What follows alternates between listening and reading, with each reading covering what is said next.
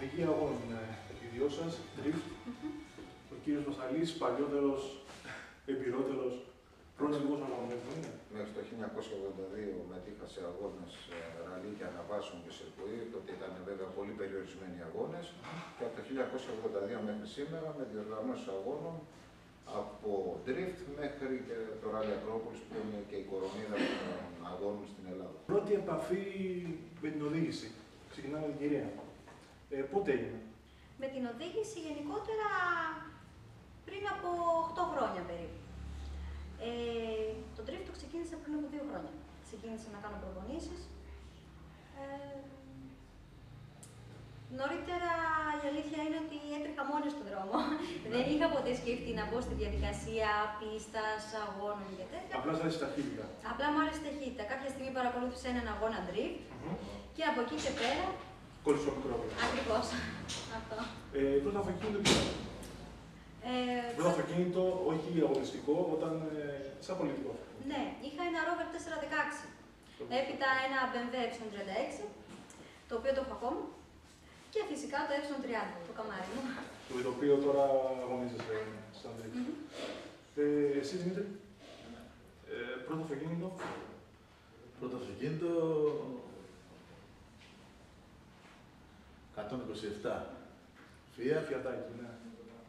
Εδώ μιλάμε 81. Και πρώτη επαφή με οδήγηση τελείωνε με το Φιατάκι, φαντάζομαι, έτσι. Πρώτη επαφή οδήγηση ήταν ένα Suzuki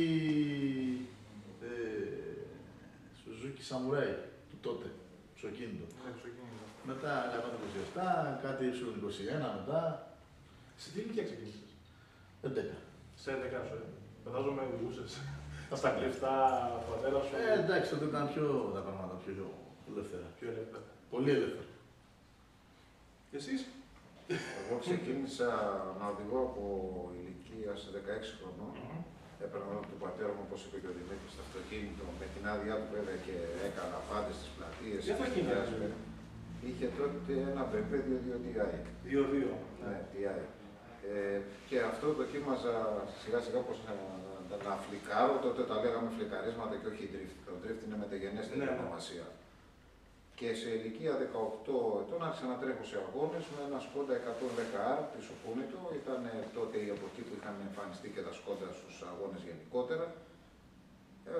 Έτρεξα με Skoda, μετά από το Skoda ακολούθησε Escort, μετά το Escort μια Skoda. Με πάρα πολλούς αγώνες έκανα μια Alfa Romeo Veloce 1750, πάνω από 40 αγώνες με αυτό το αυτοκίνητο. Και έκλεισα την αγωνιστική μου καριέρα με ένα Escort MK2. Στην εποχή εκείνη ενδιάμεσα είχαν ένα σουτετέ θρύλος της εποχής, ένα Simca Rally, ναι, Simca Rally, το Rally το 1 τότε, και σταμάτησα πλέον να τρέχω το 1982 που για οικογενειακούς λόγους, για προσωπικούς λόγους πλέον ασχολήθηκα με τις διοργανώσεις αγώνες και όχι να μετέχω. Αν και δεν σου κρύβω ότι μέχρι και σήμερα θα ήθελα να τρέχω περισσότερους αγώνες παρά να διοργανώνω. Αυτό τώρα είναι ένα όνειρο που ίσως στην άλλη ζωή να το ξανακάνω. Ότι αυτό βέβαια είναι στον κάθε οδηγό που έχει οδηγήσει το αυτοκίνητο. Ναι, ακριβώς. Η διαφορά μου με πολλούς οργανωτές είναι ότι προέρχομαι μέσα από τον χώρο των αγώνων, ότι για μένα το αυτοκίνητο είναι, χτυπάει η καρδιά μου δηλαδή πάνω σε αυτό, είναι προέκταση του εαυτού μου, όχι κάτι άλλο που λέει συνήθως ότι είναι το αυτοκίνητο στον άντρα. Και από εκεί και πέρα είναι πάθος, δηλαδή είναι αγάπη. Εγώ όταν βλέπω αυτοκίνητο χαλασμένο αρρωσταίνω, είτε το προσωπικό μου αυτοκίνητο ή κάποιο άλλο. Και αυτό συνδύασα να κάνω λοιπόν τους αγώνες σαν οργανωτής, διότι δεν μπορούσα πλέον να μετέχω έτσι που ήθελα και με τον τρόπο που ήθελα.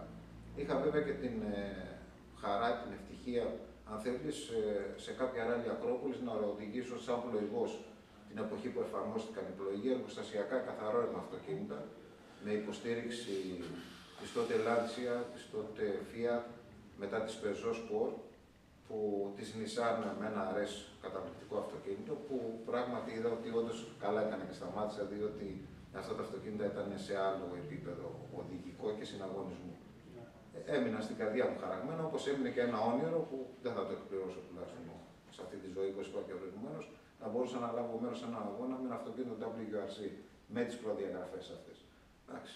Τα όνειρα βέβαια δεν στοιχίζουν τίποτα, παραμένουν όνειρα. Φαντάζομαι Group B πετύχατε. Τα Group B ναι, τα πέτυχα, τα θαύμασα, πραγματικά ξεσηκώναν όλο τον κόσμο, ήταν πανεπικίνδυνα αυτοκίνητα. Υπήρξαν και ατυχήματα σε παγκόσμιο επίπεδο. Αυτό είναι γνωστό. Ακριβώς. Ακριβώς. Είχαν απίστευτη δύναμη χωρίς αναρτήσεις και. Χωρίς καλό στήσιμο, όπως λέει και ο Δημήτρης. Και καλό στήσιμο. Τότε το στήσιμο δεν υπήρχε. Οι οδηγοί οδηγούσαν στα 8 δέκατα ή 9 δέκατα τα πηγαίναν και γι' αυτό και αποφασίστηκε από την Παγκόσμια Ομοσπονδία και από τα εργοστάσια βέβαια μαζί να σταματήσουν αυτά τα αυτοκίνητα και να επανέλθουμε πάλι να βλέπουμε αυτοκίνητα στους αγώνες στην μορφή που παράγεται ένα αυτοκίνητο με τις εξελίξεις που φτάσαμε μέχρι σήμερα. Το δικό σου πρώτο αυτοκίνητο, αγωνιστικό επίπεδο ήταν το Φιατάκι. Όχι, εγώ πάντα με BMW ξεκίνησα. Έτρεξε και ένα πρωτάθλημα Αλφα Ρωμαίο τροφαίο, 2 πρωταθλήματα. Αλφα Ρωμαίο τροφαίο έτρεξα και με BMW και με ένα Αλφα Ρωμαίο Α33 4x4, όπου και είχα κερδίσει και τις 2 φορές. Κάποια κομμάτια είχα τρέξει με ένα Escort K2 Cosworth. Αυτά, αλλά συνήθως BMW. Μετά δηλαδή είχα ένα Y30 για drift με 5 turbo. Μετά είχα ένα Silvia 600 άλογα τέλος πάντων. Απίστευτο και αυτό, βέβαια, από την Ιαπωνία. Βλέπω έχουμε όλοι πολλές αμνήσεις από αυτοκίνητα. Ναι. Μετά είχα ένα Y36 με 3 πάλι. Μετά V8 Y36. Και τώρα έχω ένα Y46 με 3. Να κάνω μια παρέμβαση. Μιλάμε για αδύνατα αυτοκίνητα. Ίσα-ίσα δηλαδή που μπορούσαν να πάρουν τα πόδια. Τώρα τελειώνω. Ναι, μπράβο. Λοιπόν, τρίτη. Στους αγώνες. Όλοι ξεκινήσαν από κάπου. Σαν νέοι οδηγοί. Ο πρώτος αγώνας. Βλέπετε την εντύπωση σας από το πρώτο σας αγώνα. Η αλήθεια είναι ότι είχα λίγο άγχος τότε στον πρώτο αγώνα. Βασικά ήταν στο Λαύριο είχε γίνει και είχαμε πάρα πολύ κόσμο, πολλούς θεατές. Είχα αγχωθεί λίγο στην αρχή. Παρ' όλα αυτά ήμουν ευχαριστημένη με τις επιδόσεις μου, σαν πρώτο αγώνα. Από εκεί και πέρα έβαλα στόχο σε κάθε αγώνα να πηγαίνω όλο και καλύτερα. Και αργότερα μου πέρασε και το άγχος. Φαντάζομαι το βράδυ που το αγώνα δεν κοιμήθηκα, έτσι. Όχι, κοιμήθηκα. Κοιμήθηκα και ονειρευόμουν το αυτοκίνητό μου. Πρώτος αγώνας, πώς ήταν? Οι πρώτοι αγώνες drift τώρα ήταν απίστευτοι, πιστεύω. Θυμάται και οι κύριοι εδώ πέρα όλοι. Ο κόσμος ήταν. Δεν πιστεύω να έχουν δει ξανά. Δεν έχω ξαναδεί τόσο κόσμο, έτσι δεν είναι. Ειδικά στα Μέγαρα θυμάμαι. Όταν έστρεψε από την Εθνική ήταν αυτοκίνητα βαγκαρισμένα. Όσο καταλάβει, πώς ήταν, 5.000 δεν ξέρω. Απίστευτος κόσμος και απίστευτος κόσμος. Δηλαδή δεν μπορούσαμε να πούμε στα πίτς τέτοια πράγματα που μιλάμε τώρα. Απίστευτος αγώνας. Ο πρώτος αγώνας drift που έκανα ήταν ωραίος, σίγουρα ήταν τελείως απογοητευτικός. Γιατί είχα βγει τελευταίος στην κυριολεξία. Είχα γαλάσει τρόπο βενζίνης και βγήκα τελευταίος. Αλλά δεν έχει καμία σημασία, αγώνας είναι αυτή. Η σημασία είχε εμπειρία, βέβαια. Σημασία ήταν η εμπειρία, ήταν μια πολύ καλή εμπειρία. Πέρασα καλά εκείνη την ημέρα. Και ήταν απίστευτος ο κόσμος. Μέχρι και το 5-6 δηλαδή, που ακόμα ήταν πολύ φρέσκο, ήταν απίστευτος ο κόσμος στην κυριολεξία. Πρώτος αγώνας. Πρώτος μου αγώνας ήταν το 1976 στο Ράλι Λέσβου στη Μυτιλήνη και τότε επειδή ήμουνα και πολύ μικρός μου 18 χρονών και άλλες διαφορετικές καταστάσεις, μου είπε ο πατέρας μου ότι τότε θα τρέξει. Έτρεχα πριν με ποδήλατο και μετά από ποδήλατο έτρεχα με μοτοσυκλέτα. Υπήρχε κάποια εμπειρία στο συναγωνισμό. Μετά, όταν αποφάσισα να τρέξω με το αυτοκίνητο, μου λέει θα πας μαζί με έναν τότε μεγάλο οδηγό της εποχής και μετέπειτα και βασιλικός άνθρωπο πολύ κοντά στο αυτοκίνητο, με τον Μινάτο Βουδουμπάκη, παλαιότεροι το θυμούνται, όπου πήρα και το βάφτισμα μαζί του για να είμαι υπό την προστασία του, οδηγώντας, να έχω έναν άνθρωπο πολύ μεγαλύτερης ηλικίας, αλλά και πάρα πολύ έμπειρο στους αγώνες αυτοκινήτου, τουλάχιστον να μας συμβεί κάτι. Δεν τερματίσαμε σε αυτόν τον αγώνα, μείναμε από ζημιά. Είχα τρέξει με το Σκόντα στη Μυτιλήνη, αλλά από εκεί και πέρα συνέχισα πλέον να ασχολούμαι ανελιπώς με πάρα πολλούς αγώνες και αρκετές και επιτυχίες και εγκαταλείψεις. Όλα αυτά είναι στο παιχνίδι. Η εμπειρία μετράει και αυτό που λέω και στα νέα παιδιά είναι τα αγωνιστικά χιλιόμετρα όταν γράφεις. Όταν γράφεις αγωνιστικά χιλιόμετρα είναι μια εμπειρία η οποία δεν μπορείς να την αποκτήσεις ούτε στον δρόμο ούτε σε οτιδήποτε άλλη μορφής προπόνηση αν κάνεις.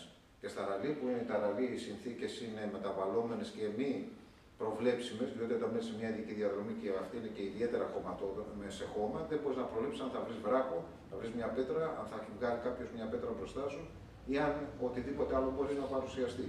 Είναι μεγάλη εμπειρία. Όπως μεγάλο σχολείο, οδηγικά μεγάλο σχολείο, είναι οι αγώνες ταχύτητος, διότι εκεί έχεις πλέον ένα συναγωνισμό.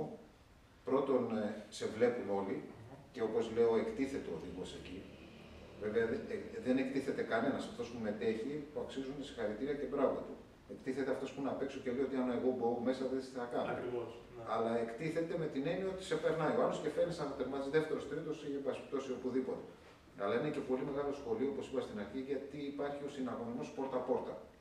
Το να αποφύγεις να χτυπήσεις κάποιον άλλον, το να αποφύγεις να κλείσεις κάποιον συναθλητή σου, το να σε χτυπήσει κάποιος ή να το χτυπήσεις θελημένα ή άθελά σου, γιατί τα έχουμε δει και αυτά. Και αποκτάς μεγάλη εμπειρία. Δηλαδή, σε ένα αγώνα ταχύτητος μπορεί η εμπειρία σου να είναι πολύ περισσότερο από 5 αναβάσεις ή από ένα πρωτάθλημα αναβάσεων σε αιτήσια. Οι καινούργιοι αγώνες που προκύψανε είναι αυτοί που μετέχουν τα παιδιά. Και θέλω να σταθώ σε αυτό και να πω ότι από όσο έχω δει και εδώ, αλλά και σε βιντεάκια από το εξωτερικό, αλλά και αγώνες στο εξωτερικό, οι οδηγοί μας στο τομέα του drift, σε επιδόσεις του drift είναι πάρα πολύ καλοί. Δεν θέλω να πω συγκεκριμένα για τα παιδιά που είναι εδώ, αλλά γενικά οι οδηγοί μας είναι πάρα πολύ καλοί. Και αν σκεφτούμε ότι έχουν αυτοκίνητα που προσπαθούν τα πιο πολλά ίδιοι να τα φτιάξουν, που προσπαθούν να βρουν χορηγούς να τους υποστηρίξουν, που οι πίστες κάθε φορά είναι διαφορετικές, είτε οι συνθήκες είτε μεταβαλλόμενες καιρικές συνθήκες, ή αναγκαζόμαστε να πάμε μία εδώ, μία εκεί, να κάνουμε και στο λιμάνι του Λαβρίου, να κάνουμε και στο λιμάνι της Κίμης και να πάμε και στον Ναύπλιο και στο Καρτόδρομο και όπου άλλο, μπας που προκύψει. Σκεφτείτε λοιπόν αν αυτά τα παιδιά είχαν τη δυνατότητα της οικονομικής υποστήριξης ενός αυτοκινήτου εξελιγμένου και σαφώς σε μία πίστα που να παρέχει αυτά που πρέπει να υπάρχει. Χρόνος προπόνησης, την μεγαλύτερη δυνατή ασφάλεια. Οι αγώνες έχουν ασφάλεια, αλλά τα ποσοστά αυξάνονται σε κάθε αγώνα ασφαλείας. Και από εκεί πέρα θα βλέπαμε θαύματα. Δηλαδή δεν έχουν να ζηλέψουν τίποτα που χρειάζεται. Αν χρειάζεται ασφάλεια στους αγώνες, αυτή η ερώτηση υπάρχει σε όλους. Θεωρείτε ότι υπάρχει πειθαρχία στους οδηγούς αγώνων, όχι μόνο στο drift, αλλά και στα άλλα είδη αγώνες, η ταχύτητα, οι αναβάσεις? Υπάρχει πειθαρχία στους οδηγούς σήμερα όσον αφορά τους κανόνες ασφαλείας? Στο μεγαλύτερο ποσοστό νομίζω πως ναι. Δεν μπορεί να μην πειθαρχήσει κιόλας. Μήπως σου λέει κάποιος οργανωτής για να σου βάλει το OK στο τζάμι πάνω, υπάρχει επιτηρητής. Δηλαδή σου λέει: θέλω αυτά τα πράγματα. Αν δεν τα έχεις, δεν τρέχεις. Τώρα, άμα πας στην πίστα και δεν τα έχεις, το κοιτάει κάποιος και βγάζει εκτός. Πέρα από αυτό, την ώρα του αγώνα, θεωρείτε ότι υπήρξαν διάφορα ευστράπελα? Πιο παλιά ναι, τώρα όχι πια. Τώρα όχι έτσι. Τώρα όχι πια, γιατί εντάξει, υπήρχαν και κυρώσεις από τους οργανωτές και όλοι διορθωθήκανε. Πάνω σε αυτό, αν θες να συμπληρώσει αυτό που λένε τα παιδιά, ότι οι αγώνες γενικότερα, ο μηχανικός αθλητισμός κερδίζεται και στο στίβο και στις επιδόσεις, αλλά κερδίζεται και στην εφαρμογή του κανονισμού. Εάν έχεις παράτυπο αυτοκίνητο, εάν κάνεις παράβαση κάποιων κανονισμών, είτε είναι πρωτάθλημα Ελλάδος, είτε είναι drift, είτε είναι δεξιοτεχνία, είτε είναι ανάβαση, θα έχεις τις απαιτούμενες και τις προβλεπόμενες κυρώσεις. Υπάρχει ένα σώμα αγωνοδικών. Υπάρχει ο Εθνικός Αγωνιστικός Κώδικας, που είναι ένα βιβλίο πάνω από 250-300 σελίδες, που πρέπει να εφαρμόζεις ορισμένα πράγματα. Και αυτό που λέω είναι ότι ναι, μεν οδηγείς και είσαι πολύ καλός, αλλά μπορεί να φτάσεις πρώτος στο νήμα και να βρεθείς εκτός κατάταξης. Διότι έχεις κάνει υπέρβαση κάποιων κανονισμών. Στα θέματα δε ασφαλείας, επειδή θίχτηκε στην αρχή της συζήτησης, όλοι και οι οδηγοί και οι οργανωτές και η πλειάδα των οργανωτών αλλά και των οδηγών, σε αυτά δεν τα διαπραγματευόμαστε. Και όσο ανεβαίνει στην κλίμακα των αγώνων και στις επιδόσεις των αγώνων, τόσο πιο αυστηρά είναι αυτά. Δηλαδή δεν μετράει σε έναν αγώνα. Καταρχήν ο οργανωτής, σωστός οργανωτής, δεν βλέπει εκείνη την ώρα ποιος μετέχει. Βλέπει ότι μετέχει για ένα πλήρωμα. Ένας οδηγός με έναν αριθμό συμμετοχής. Η εφαρμογή λοιπόν των κανονισμών δεν είναι η Πετρούλα, η οποία είναι φίλη μας, δεν πειράζει, και ο Δημήτρης ο Πλουμιστός που δεν είναι φίλος μου ή γιατί έχω τσακωθεί μαζί του, θα έχει διαφορετική αντιμετώπιση. Στον αγώνα έχουν όλοι την ίδια αντιμετώπιση. Μετά μπορούμε να πιούμε ένα καφέ ή να μην μιλήσουμε. Δεν έχει καμία σημασία. Οι κανόνες ασφαλείας εφαρμόζονται το ίδιο σε όλα τα επίπεδα και είναι το ίδιο για όλους τους ανθρώπους. Και αυτό είναι καλό να γίνει γνωστό. Αυτό είναι Γιατί υπάρχει μεγάλη ανησυχία. Όχι, όχι. Αυτό είναι γνωστό και οι σωστές διοργανώτριες λέσχες και οι σωστοί εμπλεκόμενοι φορείς, διότι και στους αγώνες εμάς, στην αγωνιστική ιεραρχία, στους αγώνες μέσα υπάρχει μια ιεραρχία. Αυτή τηρείται. Δεν μπορεί να υπάρχει ο αγωνοδίκης, υπάρχει ο αλυτάρχης που έχει τη γενική ευθύνη τέλος του αγώνα, υπάρχει ο κριτής, υπάρχει ο επιθεωρητής του αγώνα, υπάρχει η Εθνική Επιτροπή Αγώνων, υπάρχει ελανόδικος, υπάρχουν τα πειθαρχικά συμβούλια. Δεν μπορείς να κάνεις ό,τι θέλεις σε έναν αγώνα και όπως κατά το δοκού να εφαρμόσεις ορισμένα πράγματα. Δίνεις αναφορά κάπου. Οι φίλοι σας, οι συγγενείς, ειδικά εσένα Πετρούλα, που είσαι και γυναίκα, πώς αντιμετωπίσαν στην αρχή? Και μάλιστα και οι συνάδελφοι, έτσι, ακόμα και στους συναγωνιστές σου στην πίστα. Λίγο περίεργα μπορώ να πω στην αρχή. Νομίζω ότι με κοιτάζανε όλοι δύσπιστα. Ειδικά όταν τους είπα ότι θέλω να ασχοληθώ με αυτό το σπορ, ήταν αρκετά δύσπιστοι και δεν πιστεύανε ότι θα προχωρήσω. Από εκεί και πέρα, αυτή τη στιγμή έχω ανθρώπους που με στηρίζουν και με στηρίζουν πάρα πολύ, γιατί πιστέψανε στην πορεία. Εντάξει, υπάρχει βέβαια κάποιος ανταγωνισμός σε κάποιες περιπτώσεις. Είναι λίγο δύσκολο, θεωρώ, ένας άντρας να δεχτεί ότι μία κοπέλα, άσχετα με το ότι όλα πρέπει να είναι ισότιμα στον αγώνα, ότι μπορεί να πάρει βαθμολογία παραπάνω. Έτσι, έχω δεχτεί κάποιον ανταγωνισμό και όχι συναγωνισμό. Εντάξει, νομίζω ότι όλα είναι μέσα στα όρια όμως. Καλό να το γνωρίζουμε αυτό. Ναι. Γιατί το ασθενές εισαγωγικά φύλλο παίρνει μια πράξια θέση και στο μηχανοκίνητο αθλητισμό. Υπάρχουν πολλές κυρίες που αγωνίζονται. Ναι, και νομίζω ότι επάξια στέκονται δίπλα στους άλλους. Βεβαίως, βεβαίως. Δεν έχει να κάνει. Έχεις εισπράξει θαυμασμό από γνωστούς και φίλους για αυτό που κάνεις? Κοίταξε να λέμε την αλήθεια, φίλοι σε αυτή την εποχή δεν υπάρχουν. Πολύ ελάχιστοι. Τώρα θαυμασμό γενικά, ναι. Ναι, μπορώ να πω ναι. Κάποια στιγμή σε πολύ μεγάλο, σε κάποιους αγώνες που μπορώ να σου πω και αυτόγραφα και τέτοιες ιστορίες, όταν στα Μέγαρα που γινόταν πανικός. Κάποια φάση που έκανα και κάτι πολύ έτσι extreme, κάτι 360 και κάτι τέτοια τότε που ήταν πρωτόγνωρα, ήταν θαυμασμός, ναι. Υπήρχε, ναι. Πολύ μεγάλος μπορώ να πω. Ζείτε από αυτό, ζείτε με αυτό ή ζείτε για αυτό, και εννοώ τους αγώνες? Κοίταξε να δεις, τώρα αυτό το πράγμα πρέπει να το αγαπάς πολύ για να το κάνεις. Ακριβώς. Πάρα πολύ. Και αυτό που λέγατε και που ρωτούσατε προηγούμενος στην Πετρούλα, δεν έχει σημασία πιστεύω αν είναι άντρας ή γυναίκα. Άμα το αγαπάει, το κάνει καλά. Δεν έχει να. Δηλαδή αυτό το πράγμα, άμα το αγαπάς το αυτοκίνητο πραγματικά, το κάνεις καλά, τελείως. Κάποια στιγμή, δηλαδή εντάξει, η Πετρούλα μπορεί να. Λόγω ηλικίας και μπορεί να αργήσει λίγο, προπονήσει και τέτοια. Αλλά θα το βρει αφού της άρεσε. Δεν υπάρχει περίπτωση. Μα η εξάσκηση βελτιώνει τα πάντα. Άμα το αγαπάς και έχεις και ζήλο. Και αυτό πετυχαίνει σε όλα τα επίπεδα, σε οτιδήποτε επάγγελμα. Τώρα συζητάμε να το έχεις έτσι. Εισαγωγικά. Άμα δεν το έχεις και το αγαπάς, το ταλέντο χρειάζεται. Εντάξει, δεν γίνεται τίποτα. Οπωσδήποτε. Και όπως είπε και ο κύριος Πασαρής, χρειάζεται αγάπη, χρειάζεται πάθος. Να ζεις παράλληλα με αυτό, όχι όμως μόνο για αυτό, γιατί από εκεί και πέρα νομίζω ότι αρχίζει να είναι άρρωστο. Έτσι. Να μείνεις σε μονόφωνος. Να μείνεις σε μονόφωνος. Αλλά αν δεν το αγαπάς, αυτό που λες. Στον drift. Οπότε είσαι ο κατάλληλος άνθρωπος να συζητήσουμε. Τι είναι το drift? Το drift είναι παλιά υπήρχε το drift στην Ελλάδα, με άλλη ονομασία όπως λέμε. Όλα τα παιδιά, ξέρα ειδικά ο Δημήτρης, πηγαίνανε στις πλατείες, γυρίζαν γύρω-γύρω τις πλατείες και το αυτοκίνητο λοιπόν πλαγιολίσταινε. Αυτό βέβαια ξεκίνησε από την Ιαπωνία, από ό,τι ξέρω πολύ και γνωρίζουμε. Και σιγά σιγά πριν 12 χρόνια, το 2000, το ξεκινήσαμε εμείς, μια ομάδα. Και πραγματικά είδαμε ότι ήταν κάτι το καταπληκτικό. Αυτό που λέει ο Δημήτρης, 3.000-5.000 κόσμος. Έχει ανταπόκριση. Το drift λοιπόν τι είναι? Είναι ένα αυτοκίνητο στην αρχή normal, μετά γίνανε πιο δυνατά, το οποίο μπαίνει οι οδηγοί μέσα στις πίστες ή στο κατόρο που στα Μέγαρα, δεν είχαμε και τίποτα άλλο. Και με την υποδύναμη που είχαν τα τότε αυτοκίνητα και σιγά σιγά δυναμώσαν και φτάσαν και τα 600 άλογα που λέει, και λίγα είναι, μπορεί να μας στείλει μερικά άλογα. Δεν ξεχάσαμε.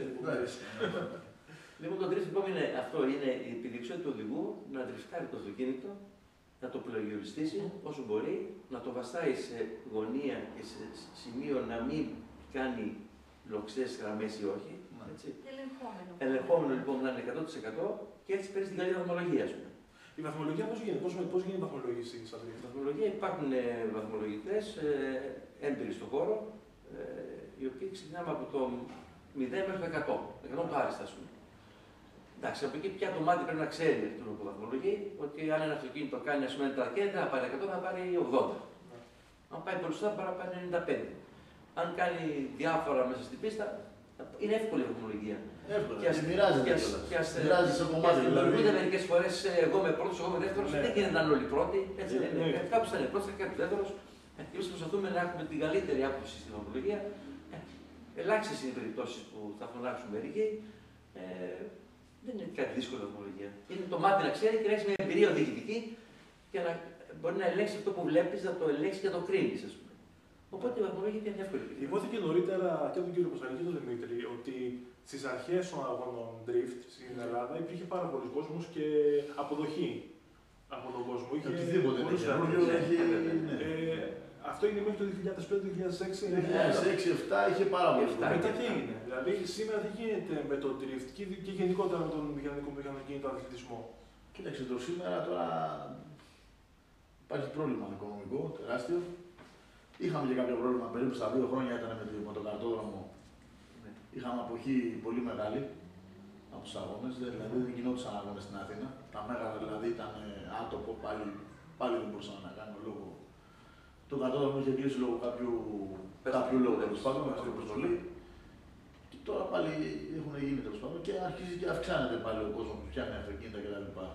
Αλλά οπωσδήποτε εντάξει, κάτι καινούριο έχει την ανάβασή του, το πικ του που λέμε, το ίσιωμά του, ξέρεις, το πέσιμο και το ίσιωμα. Κατάλαβες τι λέω. Υπάρχει μέλλον στο drift στην Ελλάδα? Βέβαια. Εννοώ όχι από θέμα οδηγών.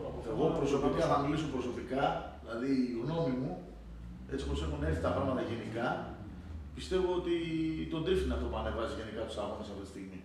Το είδαμε πάνω χάρη και τη Ριτσόνα, αν δεν κάνω λάθος, που όλα τα πράγματα έχουν κοπάσει λόγω οικονομικής φύσεως. Ποιος θα τα λέω, πρόεδρε? Και δεν είναι μόνο αυτό. Αυτή τη στιγμή, αν ανοίξουμε ένα πρόγραμμα που υπάρχει που κυκλοφορεί τη ΕΠΑ, υπάρχουν αυτή τη στιγμή γύρω στους 65 αγώνες με 70 αγώνες drift στην Ελλάδα. Ναι. Είναι ένα τρομακτικό ασύλληπτος αριθμός αγώνες drift. Ναι. Δεν γίνεται. Κάθε Κυριακή να έχει drift, δεν έχει σημασία αν δεν είναι στην Αθήνα ή κάπου αλλού, αλλά κάθε Κυριακή γιατί είναι 70 αγώνες. Είναι παραπάνω από κάθε Κυριακή. Είναι παραπάνω.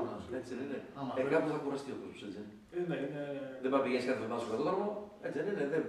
Πρέπει να περιοριστούν οι αγώνες όσο μπορούν. Άρα δυστυχώς ανοίχθηκε και είναι ένας εύκολος αγώνας για τους οργανωτές και ειδικά οι λέσχες οι περιφερειακές, οι οποίες δεν έχουν κάτι άλλο να κάνουν.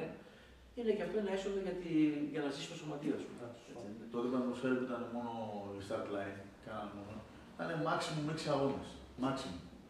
Άντε να κάναμε κάποιον στην Κρήτη, ξέρω εγώ έτσι, περιστασιακό. Πριν τα καβράδια δεν έχει ξεκινήσει η Κρήτη. Δεν είχε ξεκινήσει. Και περίμενε ο θεατής τώρα, σου λέγε, ξέρω εγώ, τρέχει ο πλουμιστός με τον τάδε, χτυπηθήκανε, ξαναπάμε να τον δούμε σε 3 μήνες. Ναι. Δεν είχε ας πούμε αυτό το, πάμε και την άλλη εβδομάδα. Αυτό που είναι απόλυτα σωστό. Δηλαδή, λίγο όταν τον παραβλέπεις, λίγο ξεφτίζει. Δηλαδή, σου καταλάβεις, εγώ έκανα τα απίστευτα, δηλαδή ρίσκαρα τα πάντα για να δει ο κόσμος κάτι. Και μετά το 3ο χρόνο, εντάξει μου, αυτό το κάνει. Λογικό είναι, ο κόσμος είναι συνέχεια παραπάνω. Αλλά ο πύχης κάπου στις πίστες, να ξέρεις, ο πύχης είναι μέχρι κάτω. Ναι. Θα φτιάξει ένα αυτοκίνητο απίστευτο, ξέρω εγώ, για αυτή την πίστα. Θα πάει σε αυτό το χρόνο ή σε αυτό το στάδιο drift. Δεν πάει παραπάνω. Το κάνεις τέλειο για μια πίστα. Τώρα που μιλήσεις για στήσιμο αυτοκινήτου και πάει η ερώτηση στην Πετρούλα. Πώς τύχεις να στήσεις ένα αυτοκίνητο για drift? Εξαρτάται. Μπορεί να φτάσει μέχρι πάρα πολλά λεφτά.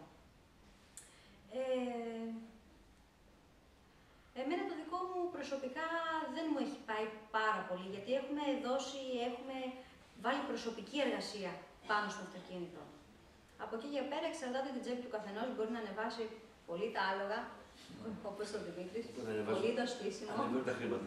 Ακριβώς, ανεβαίνει και το κασίνο. Κοίταξε το στήσιμο.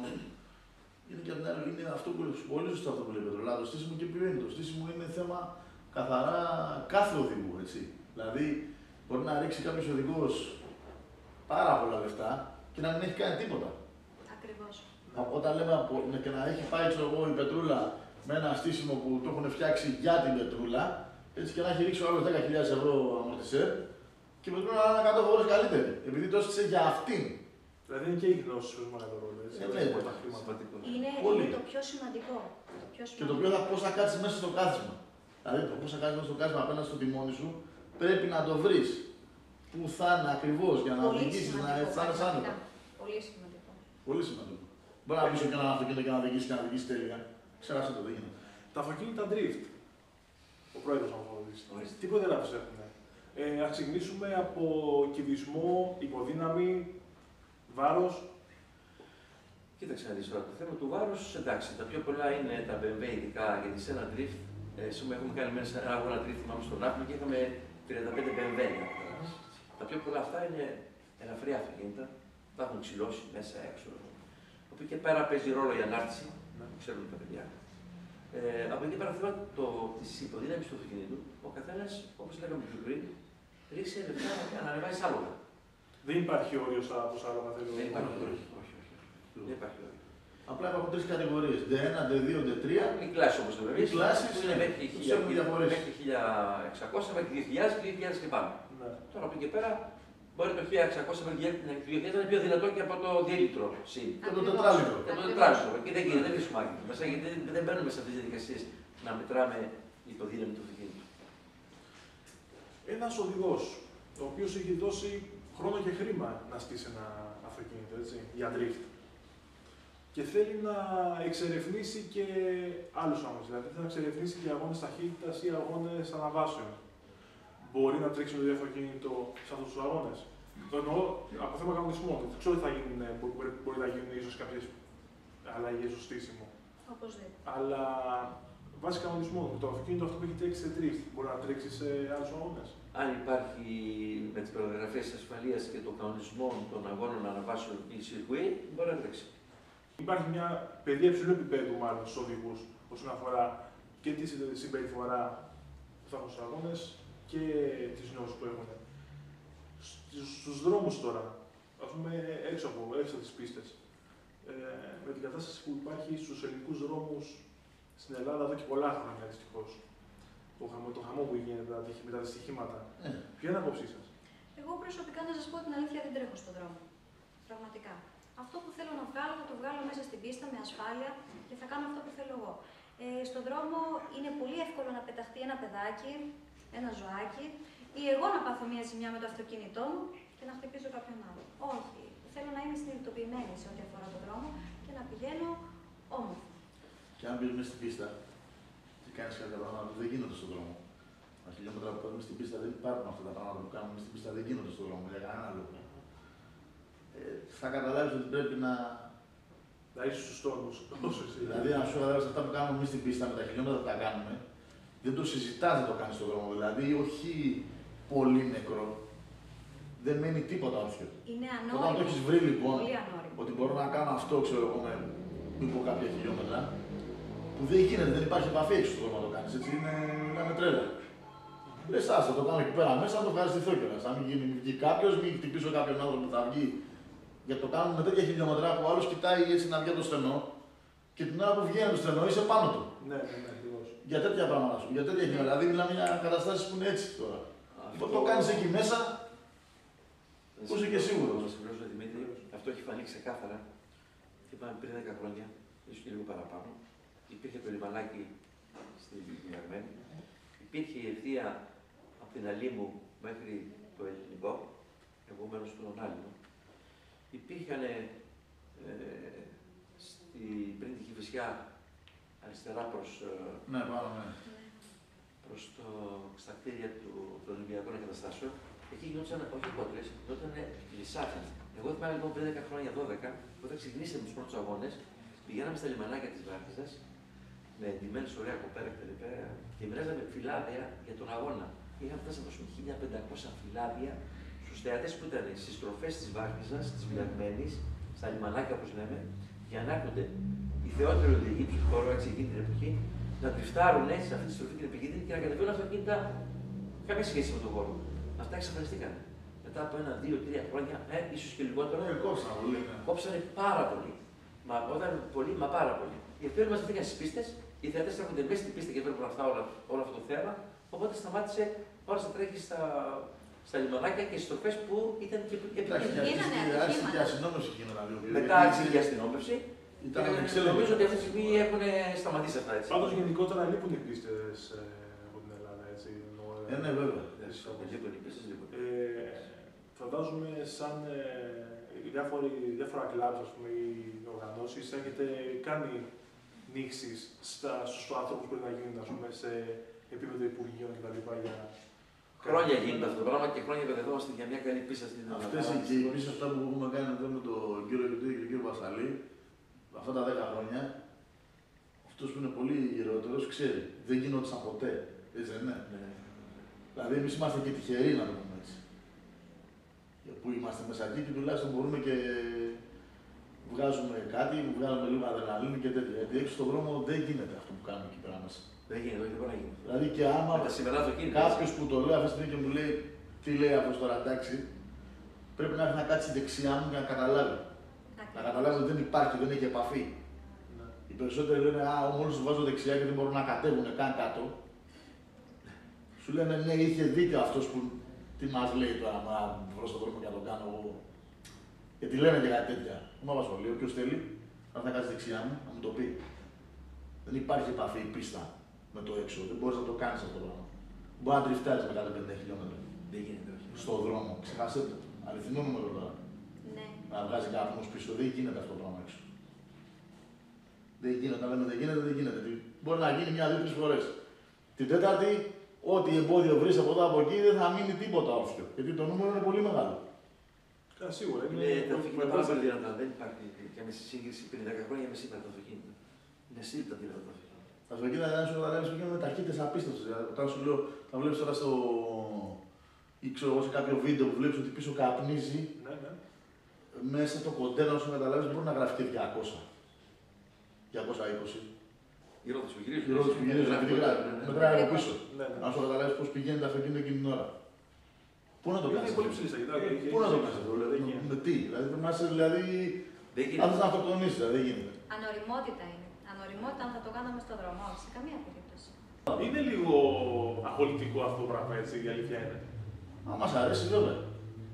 Δηλαδή, φαντάζομαι στην πίστα ξεσπάτε. Δηλαδή, έχετε λίγο στρες από τη δουλειά και την καθημερινότητα, στην πίστα είστε λίγο σας. Έχεις τίποτα τρίφτα από κοντά. Έχω δει, ναι. Πού, στο Ναύπλιο, ξέρετε. Ναύπλιο, δηλαδή. Έλα μια φορά που βάζουμε εκεί 10 αυτοκίνητα μέσα, στο τέλος, για σοου, και δεν βγαίνουν με τίποτα. Μπαίνουν να πατήσουν, δεν βγαίνουν. Εκεί πια τα δίνουν όλα και φεύγουν οι μισοί με ζάντες.